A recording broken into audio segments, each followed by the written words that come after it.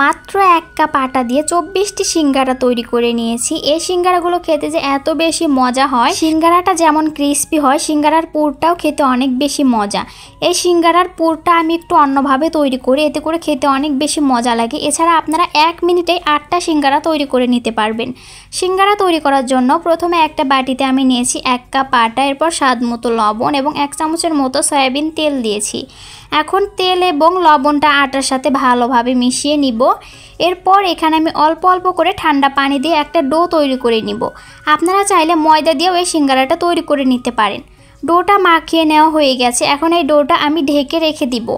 এখন আমি সিঙ্গারার জন্য পুর তৈরি করে নিব। প্রথমে চুলায় একটা প্যান বসিয়ে দিয়েছি। এরপর 1 চামচের মতো সয়াবিন তেল, অল্প একটু আস্ত জিরা দিয়ে একটু ভেজে নিয়েছি। এরপর পেঁয়াজ কুচি এবং কাঁচামরিচ কুচি দিয়ে এখন একটু ভেজে নিব।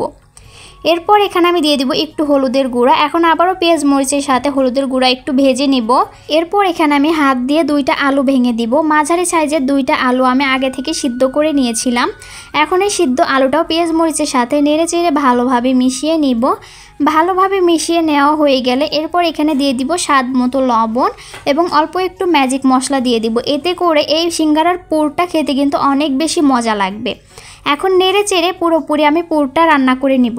সিঙ্গারার পুরটা তৈরি করা হয়ে গেছে। এখন এই পুরটা আমি একটা বাটিতে তুলে নিব। এরপর আমি যে আগে থেকে ডো মাখিয়ে রেখেছিলাম সেই ডোটা এখন আমি আবারও ভালোভাবে মথে নিব। খুব ভালোভাবে ডোটা আবারও মথে নিয়ে এখান থেকে আমি ছোট ছোট করে লেচি কেটে নিব। 1 কাপ আটা থেকে আমি এখানে 3টা লেচি কেটে নিয়েছি। এরপর এখান থেকে একটা লেচি নিয়ে আমি রুটি বেলে নিব। একটু আটা ছিটিয়ে দিয়ে পাতলা এবং বড় করে একটা রুটি বেলে নিব। এরকম বড় এবং পাতলা করে আমি রুটিটা বেলে নিয়েছি। এখন আমি রুটিটা কেটে নিব। প্রথমে রুটিটা আমি এরকম 4 ভাগ করে কেটে নিব। এরপর 4 ভাগের মাঝখান দিয়ে আমি আবারও এরকম করে কেটে নিব। একটা রুটি থেকে আমি 8 ভাগ করে নিব।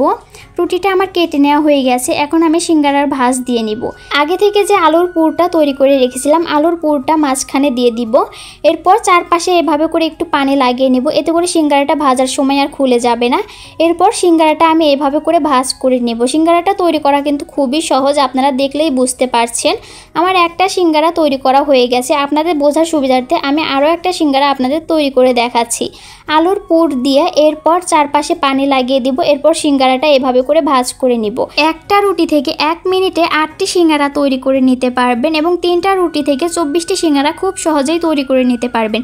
একইভাবে আমি সবগুলো সিঙ্গারা তৈরি করে নিয়েছি। সিঙ্গারাগুলো দেখতে কিন্তু অনেক সুন্দর লাগছে। এখন এই সিঙ্গারাগুলো আমি ভেজে নিব। সিঙ্গারাগুলো ভাজার জন্য একটা প্যানে তেল দিয়ে তেলটা খুব ভালোভাবে গরম করে নিয়েছি।